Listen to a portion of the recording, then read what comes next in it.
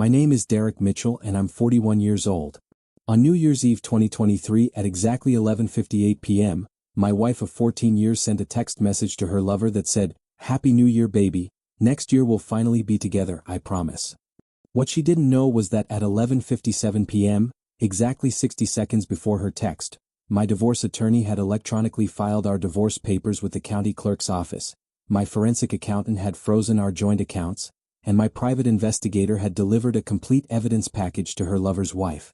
By the time the ball dropped at midnight and everyone in our living room was kissing and celebrating, my wife's entire world was already collapsing around her, and she had absolutely no idea. But I'm getting ahead of myself.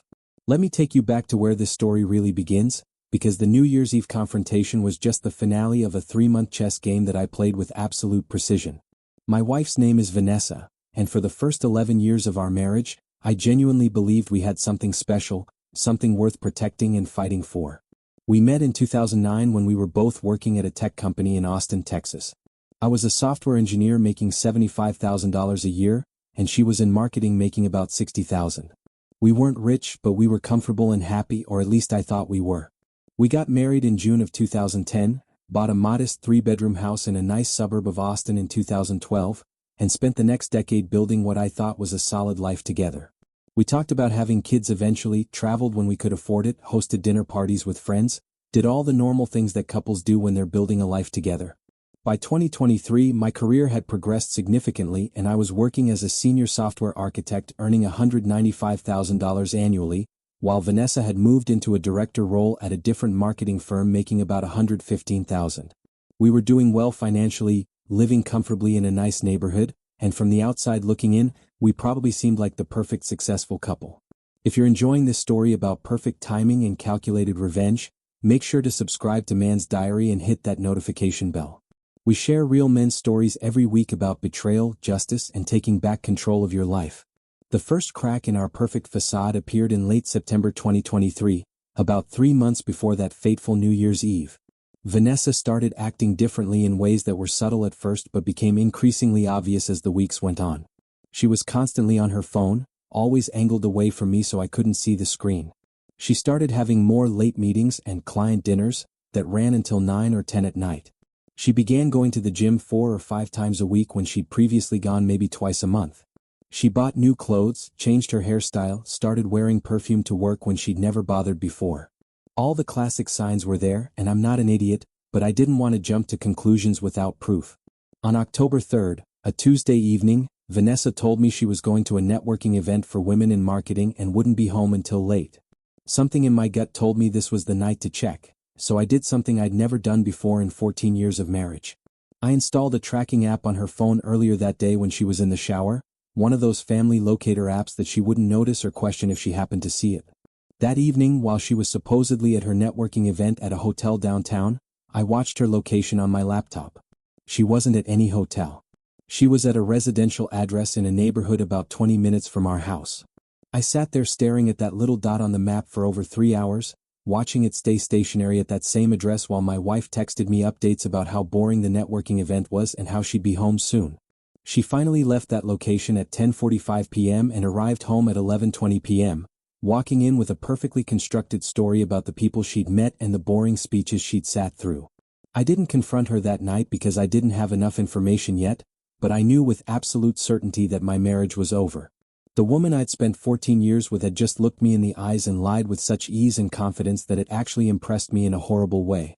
The next morning, October 4th, I called in sick to work for the first time in over a year. Instead of going to my office, I drove to a part of town I'd never been to before and walked into the office of a private investigator named Marcus Chen who'd been recommended by a colleague who'd gone through a messy divorce 2 years earlier. Marcus was in his late 50s, a former police detective who'd been doing private investigation work for over 20 years, and he had this calm, professional demeanor that immediately put me at ease. I told him everything, showed him the tracking data from the previous night, and explained that I needed comprehensive evidence of whatever my wife was doing. "I can help you with that," Marcus said, pulling out a contract. "But I need to be very clear about something important. Once I start digging and once you see the evidence, you can't unsee it. A lot of guys come to me hoping I'll prove they're wrong, hoping their wives are innocent. In my 20 years doing this work, I've been hired for infidelity investigations maybe 400 times. You know how many times the suspicious spouse was wrong? Less than 10. If your gut is telling you something is wrong, it's almost certainly right. Are you prepared for what we're going to find? I signed his contract and wrote him a check for $5,000 as a retainer. For the next 6 weeks, Marcus and his team followed Vanessa everywhere. They documented her movements, photographed her meetings, recorded her phone conversations when legally possible in Texas, which is a one-party consent state, and built a comprehensive timeline of her activities. What they discovered was worse than I'd imagined, but also gave me exactly the ammunition I needed for what was coming. Vanessa was having an affair with her boss, a man named Ryan Fletcher who was 47 years old, married with 2 teenage daughters, and the CEO of the marketing firm where Vanessa worked. The affair had apparently been going on for about 7 months, starting back in March of 2023, which meant she'd been lying to me for over half a year at that point. Marcus's investigation revealed that Ryan and Vanessa had been meeting at his condo, a property he maintained separately from his family home, supposedly for work purposes but clearly used for other activities as well. They'd been on 3 out-of-town trips together, all disguised as work conferences that I'd never questioned because I trusted my wife. They'd been exchanging hundreds of text messages daily, including explicit content that Marcus had managed to recover from phone records. Ryan had been telling Vanessa that he was going to leave his wife, that they'd be together officially soon, all the standard lies that married men tell their mistresses. But here's what made this situation particularly interesting from a strategic standpoint.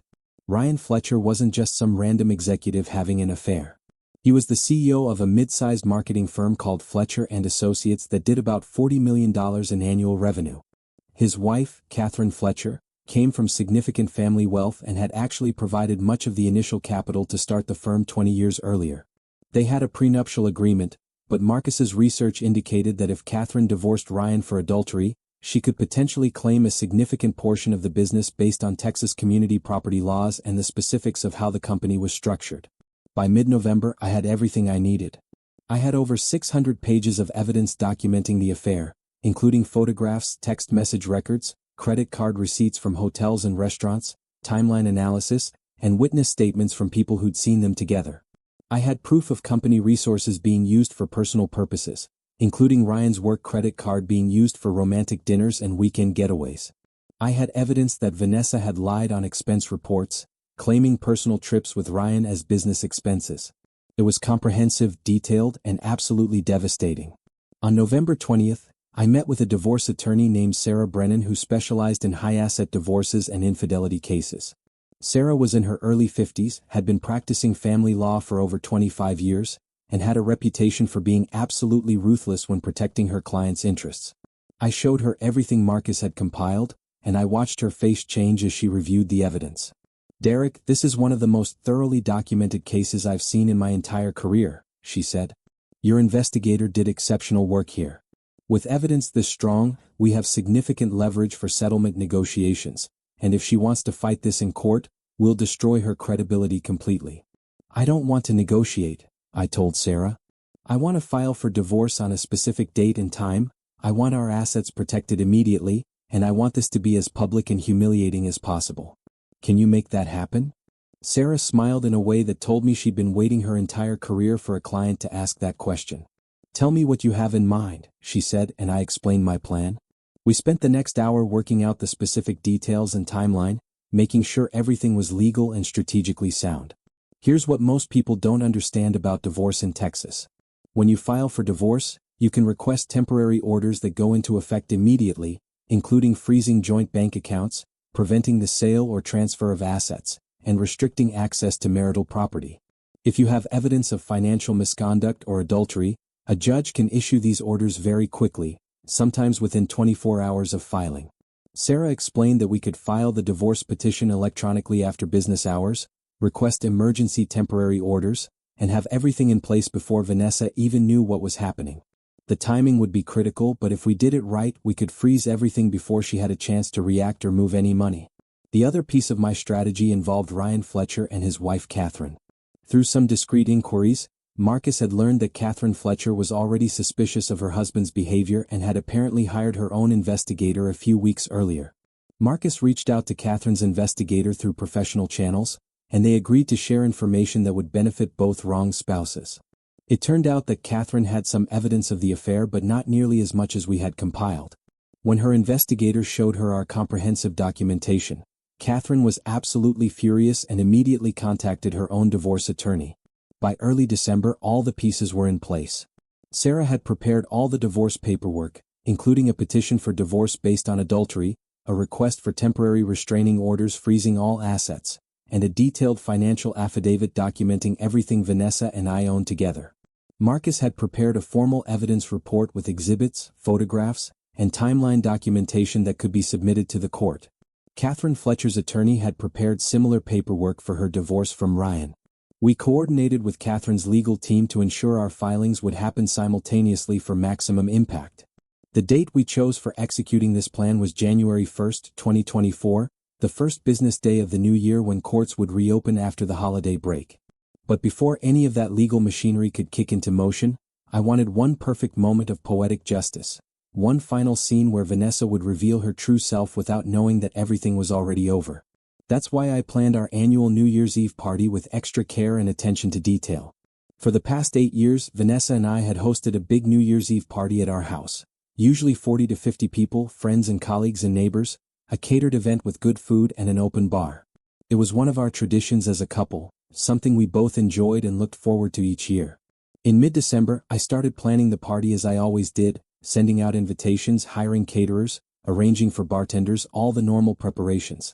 Vanessa seemed surprised that I was going through with it given how distant we'd been lately, but she helped with the planning and seemed excited about the event. What she didn't know was that I'd made some very specific additions to the guest list this year. I'd invited Ryan Fletcher and his wife Catherine, telling Ryan through a work connection that it would be great for networking and company relationship building. I'd invited Marcus Chin and introduced him to Vanessa as a potential business contact. I'd made sure Sarah Brennan would be available by phone throughout the evening. And I'd invited several of Vanessa's close friends and family members who I knew would be shocked by what they were about to witness. I also made some technical preparations that Vanessa knew nothing about. I set up a hidden camera system in our living room that would record everything happening at the party, positioned to capture conversations and reactions without being obvious. I configured our home Wi-Fi router to log all text messages sent from Vanessa's phone while she was connected to our network, which was legal in Texas since it was our shared marital property and our shared internet connection. I had Marcus position one of his associates in a car outside our house with professional recording equipment as backup documentation. Everything was ready for the most memorable New Year's Eve party we'd ever thrown. The party started at 8 p.m. on December 31, 2023. Vanessa looked beautiful that night, I'll give her that much. She was wearing a black cocktail dress she'd bought specifically for the party, hair and makeup perfect, greeting guests with that warm smile she'd perfected over years of marketing events and social gatherings. I played the perfect host, making drinks, introducing people, making small talk, acting like everything was completely normal. Ryan Fletcher and his wife Catherine arrived around 8:30. Ryan looked uncomfortable the moment he walked in and saw how many people were there, probably realizing that sneaking away to text his mistress was going to be difficult. Catherine looked elegant and composed, though I noticed her watching her husband very carefully. For the first few hours, the party proceeded normally. People ate, drank, laughed, shared stories about the past year and their hopes for the coming year. I made sure to circulate and talk to everyone, paying special attention to Vanessa's mother and her 2 sisters who I'd always gotten along well with during our marriage. I wanted them to see me being normal, being social, being the good husband I'd always been. Around 10:30, I noticed Vanessa starting to check her phone more frequently, typing quick messages and then sliding the phone back into her small purse. I knew exactly who she was texting, and I knew that my router was capturing every single message. At 11 p.m., we did a champagne toast for those guests who needed to leave before midnight. I gave a short speech about gratitude for friends and family, about the importance of new beginnings, about how sometimes life takes unexpected turns but we have to embrace change rather than fear it. Several people commented later that my speech seemed oddly profound and slightly melancholy, which of course it was, though they had no idea why. Vanessa smiled at me during the speech with what looked like genuine affection, which just showed how good she was at maintaining appearances even while betraying everything we'd built together. Around 11:30, I excused myself and went to our home office, closing the door behind me. I pulled out my phone and sent a text message to Sarah Brennan that simply said, "Execute." Within minutes, Sarah sent me a confirmation that our divorce petition had been filed electronically with the Travis County court system, along with our request for emergency temporary orders. The filing was timestamped at 11:34 p.m. on December 31, 2023. Under Texas law, this meant that as of 11:34 p.m., we were legally separated and all of our joint assets were now under court protection pending the temporary orders hearing that would happen in the next few days. I forwarded Sarah's confirmation to Marcus Chin, who was at the party mingling and appearing to enjoy himself. Marcus then sent a message to Catherine Fletcher's investigator, who sent a message to Catherine's attorney, who filed Catherine's divorce petition against Ryan at 11:39 p.m. Everything was synchronized perfectly. At 11:45 p.m., I walked back out to the party where about 35 people remained for the midnight countdown. Vanessa was standing near the fireplace talking to her sister Emily, looking relaxed and happy, completely unaware that her marriage had just been legally dissolved 15 minutes earlier. At 11:52 p.m., Vanessa excused herself from her conversation and walked quickly toward our downstairs bathroom, phone in hand. I followed at a distance and watched her close the door behind her. Through the Wi-Fi logs that were syncing to my laptop in real time, I saw a flurry of text messages going out from her phone to Ryan Fletcher's number. I couldn't see the content yet, those logs would take a few minutes to process, but I knew she was texting her lover while her husband and friends waited in the next room to celebrate the new year. She came out of the bathroom at 11:57 p.m., looking slightly flushed and excited, and rejoined the party. At 11:58 p.m., I was standing near the bar talking to Marcus when I saw Vanessa pull out her phone one more time. Her fingers moved quickly across the screen as she typed something, smiled to herself, and then slid the phone back into her purse.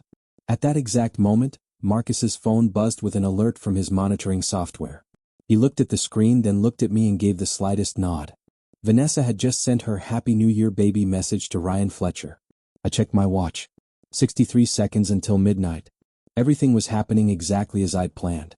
At 11:59 p.m., I walked to the center of our living room and raised my champagne glass to get everyone's attention. The countdown was about to begin, and people naturally gathered around as they always did for the midnight moment. Vanessa came and stood next to me, linking her arm through mine in a gesture that would have seemed sweet and loving to anyone who didn't know the truth. Ryan Fletcher was standing awkwardly on the other side of the room next to his wife Catherine, who I noticed was watching Vanessa with an expression that looked almost like pity mixed with disgust. Before we count down to midnight, I said loudly enough for everyone to hear, I want to say something important about this past year and the year ahead. People quieted down, assuming I was about to give another heartfelt toast about friendship and gratitude. Vanessa squeezed my arm affectionately, probably thinking I was about to say something sweet about our marriage. This past year has been one of the most difficult of my life, I continued, because I discovered that the person I trusted most in the world has been lying to me for months. I've spent the last 3 months documenting extensive evidence of my wife's affair with her boss, and I've spent the last month preparing to file for divorce. The room went completely silent. You could have heard a pin drop on our hardwood floors. Vanessa's face went from confusion to shock to absolute horror in about 3 seconds. Her arm dropped from mine like I'd suddenly become electrified. Derek, what are you? She started to say, but I continued talking, looking not at her but at all our assembled guests. At 11:34 p.m. tonight, about 25 minutes ago, my attorney filed for divorce on grounds of adultery. At 11:58 p.m., exactly 2 minutes ago, my wife sent a text message to her lover saying, Happy New Year baby, next year we'll finally be together. What she doesn't know is that her lover's wife filed for divorce at 11:39 p.m., also on grounds of adultery. I turned and looked directly at Ryan Fletcher, whose face had gone completely white. Ryan, your wife Catherine has been aware of your affair with my wife for several weeks now. She's known about your condo, your trips together, your company credit card expenses, all of it. My private investigator has been working with her private investigator, and between us we have over 800 pages of documented evidence of your affair. By the way, that text Vanessa just sent you? She sent it from our home Wi-Fi network, which I've been logging all evening. I have every message she sent you tonight, including the ones from the bathroom 20 minutes ago. Several people gasped audibly. Vanessa had started crying, mascara beginning to run down her cheeks. Ryan looked like he might throw up or pass out or both. Catherine Fletcher, to her credit, looked completely composed and just slightly satisfied. She raised her champagne glass to me in a small salute, which I returned. The countdown to midnight is about to start, I said, checking my watch. Happy New Year to everyone except my soon-to-be ex-wife and her soon-to-be ex-boss. You two deserve each other, and you're going to have plenty of time to be together now that you've both destroyed your marriages and Ryan's destroyed his career. The countdown started, people nervously joining in because they didn't know what else to do. 10:987. Vanessa was sobbing now, her sister Emily trying to comfort her but looking absolutely shocked. 6:54. Ryan had grabbed his coat and was trying to leave, but Marcus casually moved to block the doorway. 3:21. Happy New Year, everyone shouted, though the energy in the room was completely bizarre and surreal. Balloons dropped from the ceiling net I'd set up earlier, champagne corks popped, and Auld Lang Syne started playing from our sound system, all while my wife cried and her lover stood frozen in horror. Vanessa tried to approach me, reaching out like she wanted to talk or explain, but I stepped back and held up my hand. There's nothing to discuss, Vanessa. My attorney will contact you tomorrow with instructions about the temporary orders hearing. You need to leave this house tonight. Your sister can help you pack a bag, but you're not staying here. This is no longer your home. She started to argue, started to say something about her rights and her property, but Sarah Brennan had already warned me this would happen. The divorce petition includes a request for exclusive occupancy of the marital residence based on your adultery, I said calmly. You can fight it in court in a few days, but tonight you're leaving. Vanessa's mother stepped forward, looking devastated and confused. Derek, please, can we talk about this? Maybe there's been a misunderstanding. I'd always liked Vanessa's mother, and this next part was hard, but it needed to be done. Mrs. Torres, there's no misunderstanding. I have 3 months of investigation records, hundreds of photographs, text message logs, credit card receipts, and witness statements proving your daughter has been having an affair with her married boss. She's been lying to both of us for 7 months. I'm sorry you're finding out this way, but I wanted you and her sisters to see exactly who she really is. I pulled out my phone and opened the folder Marcus had created with some of the less explicit evidence photos. I showed Vanessa's mother several pictures of Vanessa and Ryan holding hands walking into his condo, kissing in a parking lot, having dinner at romantic restaurants. Mrs. Torres's face crumpled as she looked at the images, and she turned to her daughter with an expression of complete disappointment. Vanessa, how could you do this? She asked quietly. Vanessa had no answer, just continued crying while her sister stood there looking equally shocked and betrayed. The party obviously was over. People started leaving quickly and awkwardly, offering me sympathetic looks or pats on the shoulder as they filed out. A few of Vanessa's friends left with angry glares in my direction, probably thinking I'd humiliated her unnecessarily, which was exactly what I'd intended to do. Catherine Fletcher stopped on her way out and handed me a business card. My attorney is copying your attorney on all our evidence against Ryan, she said quietly. He's going to lose everything, his marriage, his company equity, probably his career. Thank you for helping expose this. She glanced at her husband who was standing by the door looking completely defeated. Ryan, get your coat. We're leaving separately. My attorney will contact you tomorrow. By 12:30 a.m. on January 1st, 2024, our house was empty except for me, Vanessa, her sister Emily, and Marcus Chen, who'd stayed to make sure everything remained calm and documented. Vanessa had packed 2 suitcases with clothes and essentials, and Emily was driving her to their mother's house where she'd be staying temporarily. Before they left, Vanessa tried one more time to talk to me, her voice hoarse from crying. Derek, please, we need to talk about this. I made a terrible mistake, but we can work through this. 14 years of marriage has to mean something. I looked at her for a long moment. This woman I'd spent half my adult life with, this person I'd trusted completely and built a life with. You're right that 14 years means something, I said. It means I wasted 14 years on someone who didn't respect me, didn't value what we built together, and lied to my face for 7 months straight. You didn't make a mistake, Vanessa. You made hundreds of deliberate choices, every single day for 7 months, to betray our marriage. You chose him over me every time. So no, we're not going to work through this and we're not going to talk. My attorney will handle everything from here. She started crying again and tried to apologize, but Emily gently pulled her toward the door. Come on, Vanessa. Let's go. You can stay with Mom tonight and we'll figure things out tomorrow. They left, and I closed the door behind them, locked it, and stood in my living room surrounded by the debris of a New Year's Eve party and a failed marriage. Marcus came over and put a hand on my shoulder. You handled that perfectly, he said. I've been doing this work for 20 years, and I've never seen anyone execute a plan with that level of precision and timing. How are you feeling? Honestly, I felt numb more than anything else. The adrenaline of the confrontation was wearing off, and I was left with the reality of what had just happened. My marriage was over, exposed and destroyed in front of 50 witnesses at midnight on New Year's Eve. It was dramatic and satisfying and devastating all at once. I'm okay, I told Marcus. Or I will be, eventually. Thank you for everything you did to make this possible. He nodded and handed me a final envelope. This is my complete final report with all evidence, properly organized for court. Your attorney already has a digital copy, but you should have the physical backup as well. You might want to get some sleep if you can. Tomorrow starts the legal process and it's going to be intense for a while.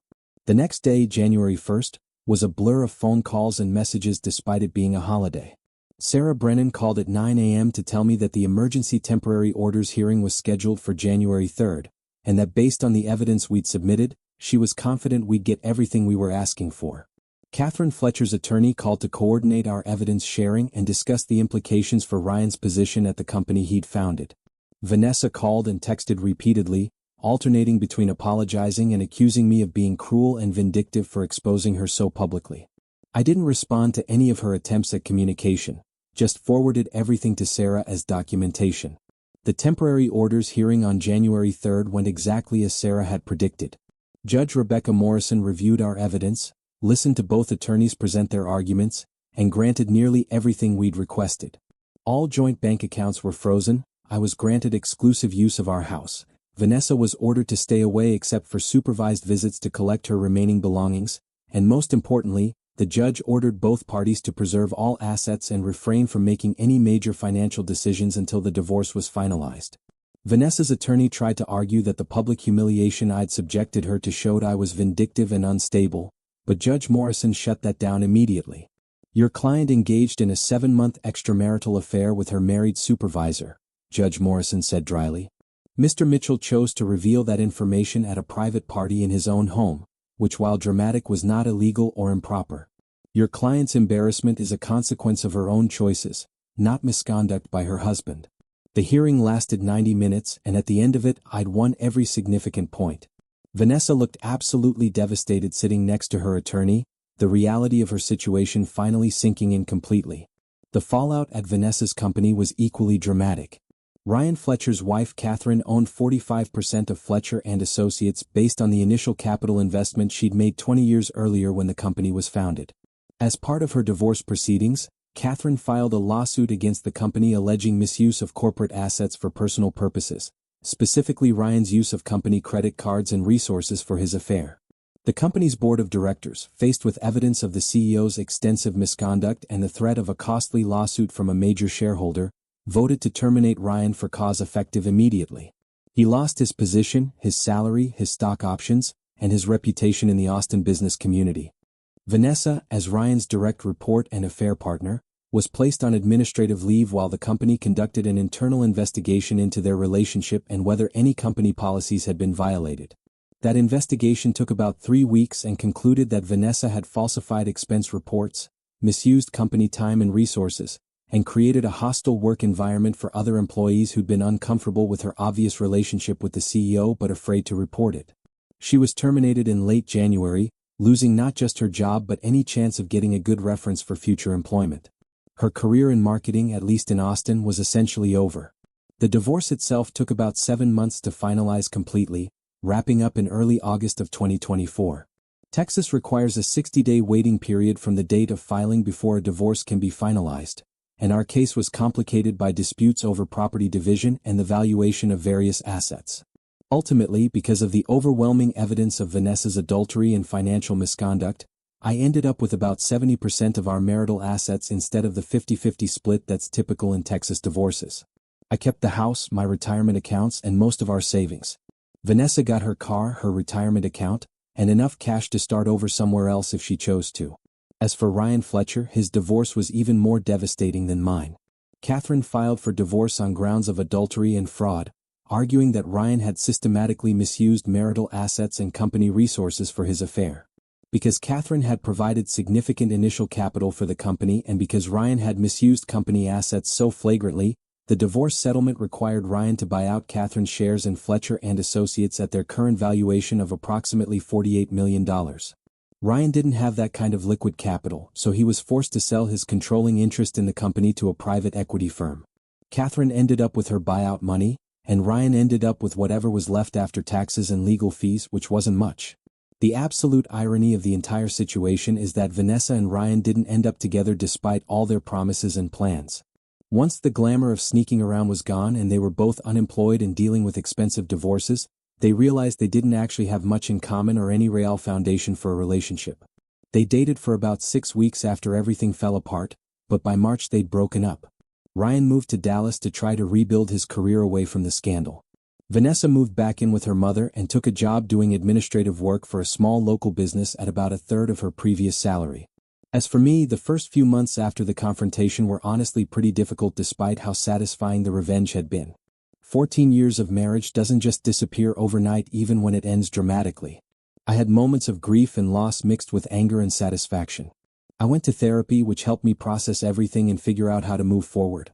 I reconnected with old friends I'd neglected during my marriage, picked up hobbies I'd put aside, started exercising regularly, and generally tried to rebuild my life as a single person for the first time in my early 40s. By the time the divorce was finalized in August, I'd honestly moved past most of the anger and hurt. I'd grieved the marriage I thought I had, accepted the reality of what it actually was, and started looking forward instead of backward. I sold our house that fall because it held too many memories, both good and bad, and bought a smaller condo in a different part of Austin. I got a promotion at work to principal software architect with a significant salary increase. I started dating again, cautiously at first but with increasing confidence as I remembered what it felt like to be valued and respected by a partner. Today, 15 months after that explosive New Year's Eve party, I'm in a much better place than I ever imagined I'd be.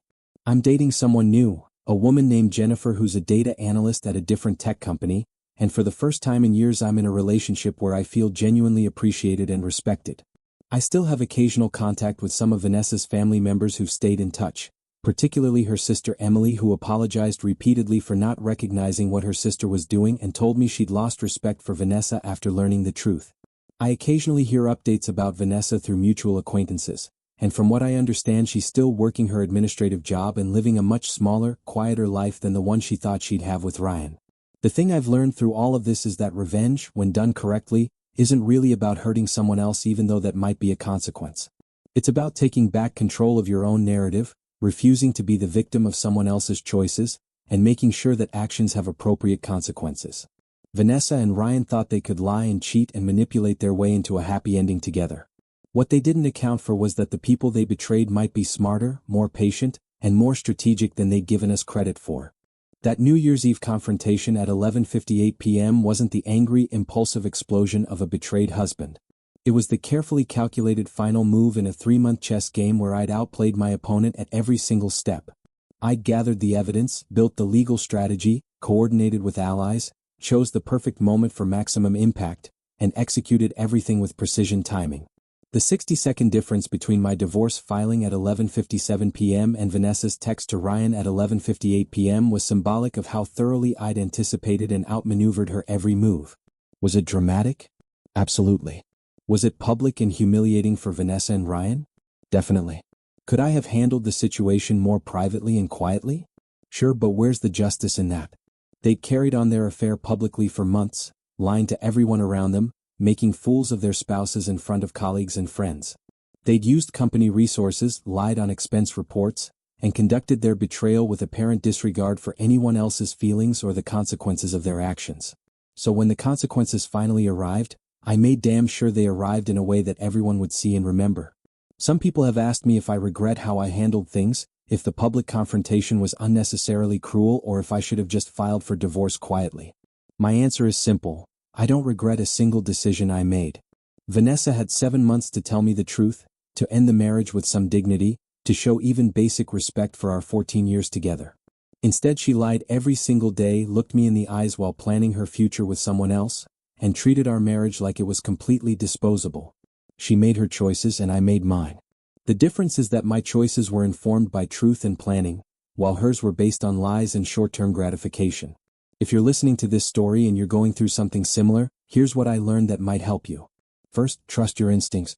If something feels wrong, it probably is, and you deserve to know the truth. Second, don't confront until you have irrefutable evidence, because without proof, liars will just keep lying and you'll question your own judgment. Third, hire professionals. Marcus Chin and Sarah Brennan were worth every penny I paid them because they knew exactly what they were doing and they helped me build an unbeatable case. Fourth, control the timing and the narrative. Don't let your cheating spouse control when and how the truth comes out. You get to decide that, and choosing the right moment makes all the difference. And finally, remember that revenge done right isn't about being vindictive or cruel for its own sake. It's about ensuring that people face appropriate consequences for their actions, that lies and betrayals don't go unpunished, and that you take back control of your life and your story. Vanessa thought she was going to have her cake and eat it too, maintaining her marriage for stability while carrying on with her exciting affair partner. What she got instead was public exposure, job loss, career damage, and the complete collapse of everything she'd worked for.